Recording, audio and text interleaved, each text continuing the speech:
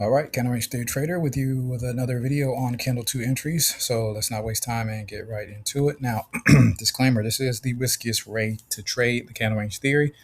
Trading Candle 3 really is enough. Candle two's job is primarily to manipulate and just chop around. It's a consolidation candle. It's a nothing candle, nothing more and nothing less. So nothing by doing this is really guaranteed. Okay. However, if you do want to trade Candle 2 into Candle 3, you can do that. These tips are going to give you the best odds. So again, this is Candle 2. This is a stereotypical Candle 2. They don't all look like this. But let's remember that if you want to trade Candle 2, okay, you are to trade below, okay, if you're short, below the candle range theory high, because the last thing you want to do is try to trade it up here and you'll be dealing with a breakout and then you just get destroyed because price is just going to keep right on going in a trend, okay? So you want to wait until price goes above the high of candle 1 and then closes back inside of it. And then ideally either has a fair value gap or a swing high or swing low for long examples, formations with a high, higher high, lower high with 3 pins on whatever slower time frame you trade. Okay. Now the stop loss, the safest place to put a stop loss is going to be above candle two's high or below candle two's low, but you can also do it above or high at fair value gap that you pick. Okay, so let's take a look at a couple of examples real quick, because let's remember that if candle two's high or low holds, you are free to hold the trade into candle 3 because this is what you're anticipating, candle 2 into candle 3. All right, so real charts now. Here we go. So this is a real chart here on Australian yen. So we have candle 1, candle 2, which was a 1700 8-hour chart. Time frame doesn't really matter. It's just about the behavior. So you need to know how candle 2 behaves. So let's remember that when candle 2 opened here, it was solid green at one point, but then started to build momentum back to the downside to trap everyone who went long up here. Okay. So we really anticipate price to not revisit these levels because these higher level longs should be trapped. And then we just want to see them all get destroyed and price to tank on the very next candle.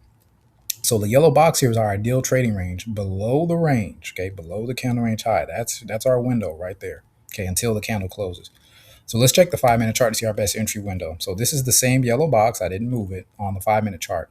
So we're not trading up here, all right, because there's no guarantee that this high is going to hold. This is like the first thing you need to see. You really need to see this, okay? If candle 2 makes a high and never closes back inside of candle 1's range, you should not be trading this candle 2. Okay.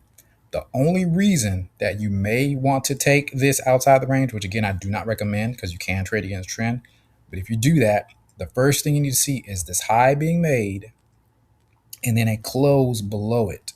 Okay, on the 5-minute, whatever lower time frame you trade. Okay, typically 1 hour closes too can also be a good idea. So if this is a 1700 candle, maybe around the entry here was at 9 o'clock, 9:10. So maybe on the 9 o'clock, 10 o'clock, 11 o'clock, or 12 o'clock, 1 hour close, that would have been good to check to see, okay, did one of those closes happen inside of this range? And this fair value gap here has to hold. Okay.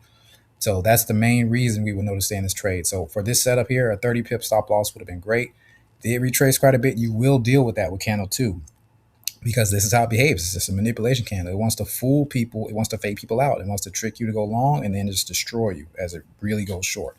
Okay, but a 30 pip stop loss would have been ideal here. And price, candle 3 did hit, price fell 110 pips. Okay, here's a long example where we have candle 1, candle 2 right here. Once again, it's just a doji. Okay, consolidation, nothing candle.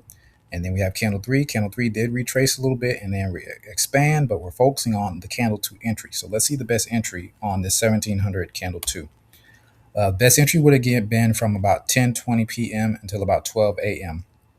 Very much choppy, okay? But remember that because we anticipate the low, this is the low of candle 2 right here, we anticipate this level to hold. So this would have been a swing low, a low, lower low, higher low right here.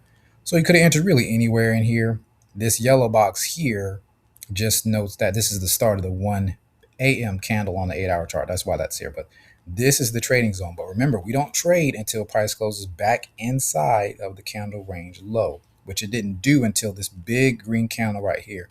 Now, if you would have taken this entry, you would have had to deal with some drawdown. But again, that's par for the course for candle 2. It's going to manipulate you. I'm telling you that now. That's why it's really best avoided. But don't let these moves freak you out. The main thing with candle 2 is this. As long as the low of candle 2 holds, the trade is valid. So even if there was a fair value gap here, which there was a gap right here, and it did get taken out. However, The low of candle 2 is the non-negotiable. As long as this low doesn't get touched, stay in the trade. Okay. And then it did go up eventually over 100 pips because we do see this was the final result. When candle 3 did open, it still did retrace some and then exploded to the upside. So that was the finished product. So this is what you want to see.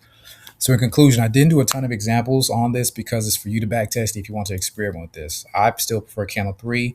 However, I want to give you guys some options. There's no guarantee that candle 2's high or low will hold because you could always be trading against the trend. You have to remember that, okay? One of the worst places to be is against the trend of a trending market, all right? Now, a good tip to use is to wait until candle 3 is mostly over. Okay, let all the manipulation and all that type of stuff pass. Wait for around like so if you're trading like an 8-hour chart, I'd say give it like 4 hours or so. If you're trading a 4-hour chart, give it like 2 hours.